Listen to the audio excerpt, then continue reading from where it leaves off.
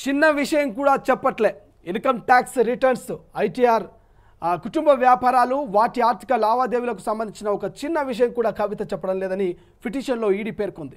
మేం కోరిన ఈ డేటాను తన లాయర్ కుటుంబ సభ్యులకు చెప్పి మెయిల్లో అందిస్తానని కవిత చెప్పారు. కానీ ఆమె కుటుంబ సభ్యులు కానీ లాయర్ కానీ వివరాలు మాకు అందివ్వలేదు.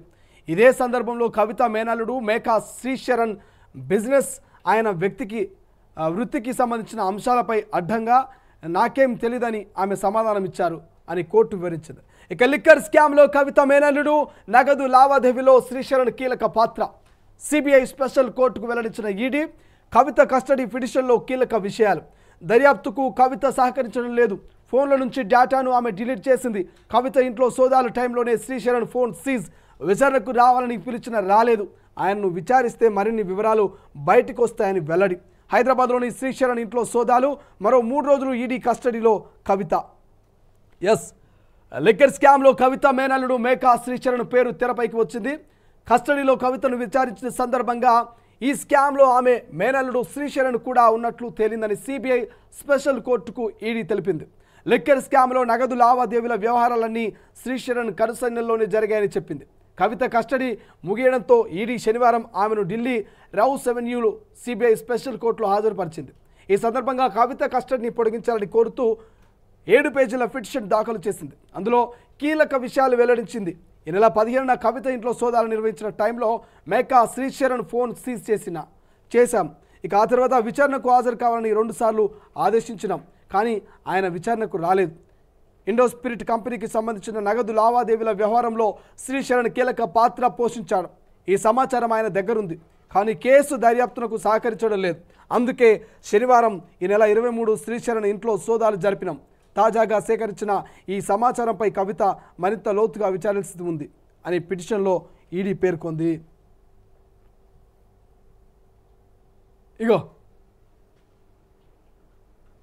కనబడుతున్నదా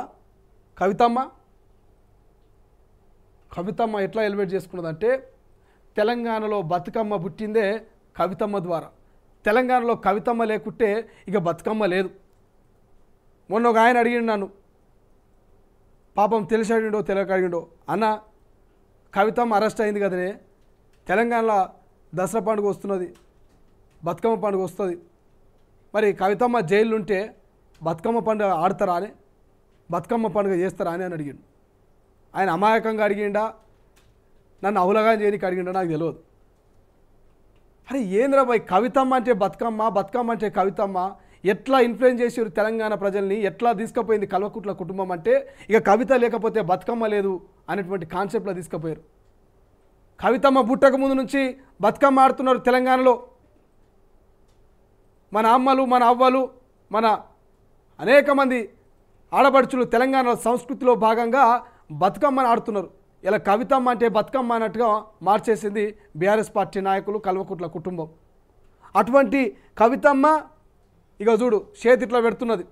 ఇంతకుముందు చెప్పిన బాహుబలి సినిమాలో రమ్యకృష్ణ గారు ఇక బాల్కనీలకు వచ్చి ప్రజలందరికీ చేయి చూపించినట్టు ఇక మొన్న కవితమ్మ అరెస్ట్ అయినప్పుడు వాళ్ళ ఇంటికాడిన బాల్కనీలకు బయటకు వచ్చి ఇక అరెస్ట్ ముంగలు ఇట్లా చేతి చూపిస్తున్నది. నేనేదో సాధించినా, ఏదో గోల్డ్ మెడల్ కొట్టినా, లేకపోతే ఇంకోటి అన్నట్టుగా ఇట్లా చేయి చూపిస్తున్నది. అక్క తలదించుకొని సిగ్గుపడాలి. తెలంగాణ ప్రజల్ని ఎంతోమంది అక్కా చెల్లెళ్ళు నన్ను నమ్ముకున్నారు. కవితమ్మ అంటే బతుకమ్మ అనేటువంటి పేరు నాకు తెచ్చిపెట్టిరు. అటువంటి ఆడబిడ్డలంతా ఇలా అవమానంగా ఫీల్ అవ్వాలని నేను అరెస్ట్ అవుతున్నటువంటి బాధతో కన్నీళ్ళు పెట్టుకోవాల్సినటువంటి కవితమ్మ ఇక నేను కడిగిన ముత్యం లెక్క బయటకు వస్తా అంటూ ఇలా చేతులు లేపుతున్నారు. ఇక ఈ మొక్కతే కాదట, లిక్కర్ స్కామ్లో కవిత మేనల్లుడు శ్రీశరణ్ కూడా పాత్ర ఉన్నదట. కవిత అరెస్ట్ అయినటువంటి అదే రోజు శ్రీశరణ్ ఫోన్ కూడా సీజ్ చేసి ఏదైతే ఈడీ విచారణ చేపట్టిందట.